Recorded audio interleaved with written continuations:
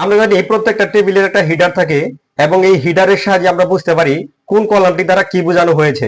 কিন্তু মাইক্রোসফট এক্সেলে যখন আপনি বড় একটা ডকুমেন্ট তৈরি করেন এবং স্ক্রল করে নিচের দিকে যান, তখন কিন্তু উপরে হিডারটা শো করে না।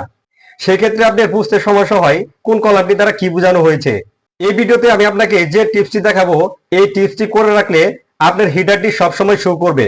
আপনার ডকুমেন্টটি যত বড় থাকুক না কেন, আপনি স্ক্রল করে নিচের দিকে যাবেন, উপর দিকে আপনার হিডারটা থেকে যাবে এবং আপনি সহজেই বুঝতে পারবেন কোন কলামটি দ্বারা কি বোঝানো হয়েছে।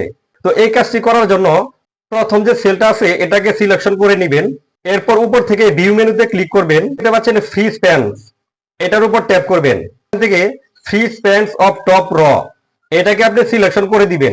এরপর আপনি ডকুমেন্টে যখন স্ক্রল করে নিচের দিকে যাবেন, তখন দেখতে পাচ্ছেন উপর দিকে হিডারটা কিন্তু থেকে যাচ্ছে এবং আপনি সহজেই বুঝতে পারতেছেন কোন কলামটি দ্বারা কি বোঝানো হয়েছে।